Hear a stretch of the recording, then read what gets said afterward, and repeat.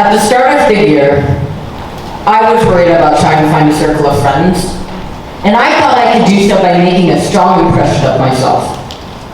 But I was at a loss on how to do so. That resulted in me doing something unexpected.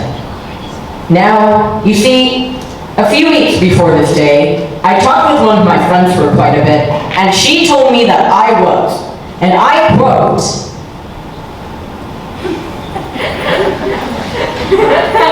a chicken addict.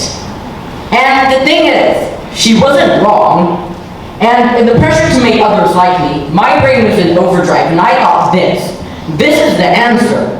This is how I make others like me, by talking about chicken and chicken nuggets.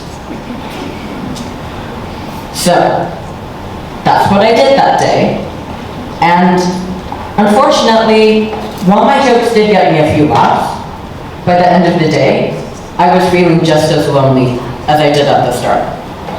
My jokes didn't get me any new friends. The next day, I reasoned that there was a new community I could try to bond with, my Chinese class. However, from the start, I felt like I was a part of a community that I didn't belong to. For a while, nobody I sat with even talked with me, and in a recent seating arrangement, I was at the back of the class, sitting alone. Now, let me illustrate just how crazy that is. Ladies and gentlemen, can you believe that nobody in my Chinese class wanted to talk with someone who's packing all of this down here, all of this up here, and all of this right here? I mean, I am so amazing, and I know it. I am super smart, well, kind of smart. Super handsome, super beautiful, super strong, all in one. And I know what you're thinking. How can someone be handsome and beautiful at the same time? Well, guess what? I'm both, and I'm right here to prove it.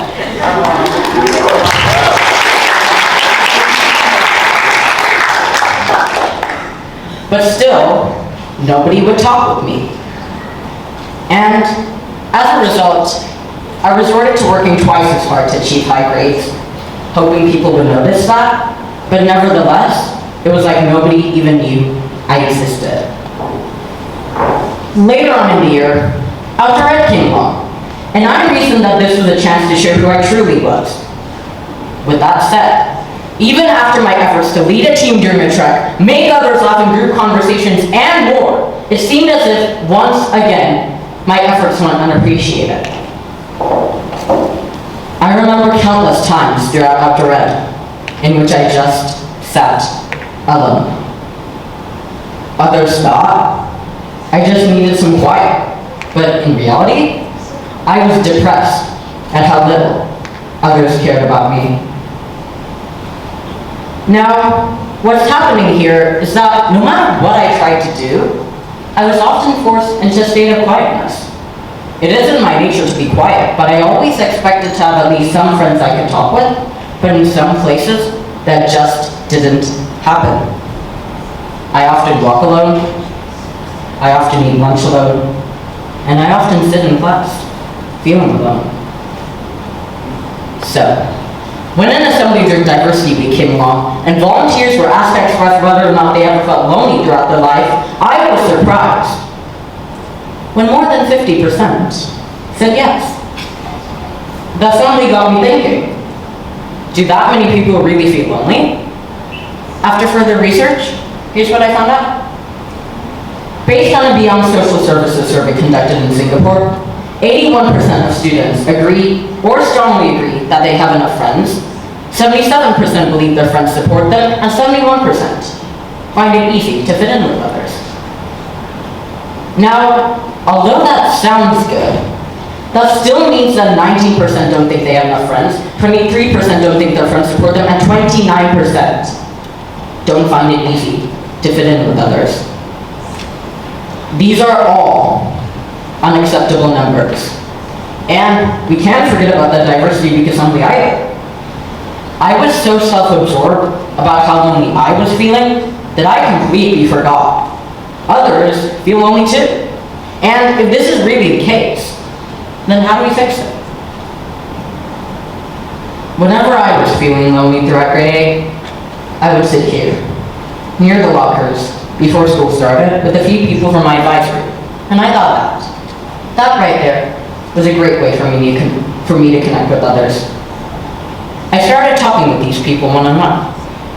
At first, getting to know each other a little bit, but then slowly shifting into more casual talk. But the main thing I did this time was, though, that I actually listened to these people and listened to what they had to say instead of just trying to be the center of attention and talk about myself. And although later on, I did talk about myself a little more because, as I said earlier, how can I resist talking about all of this action going on everywhere?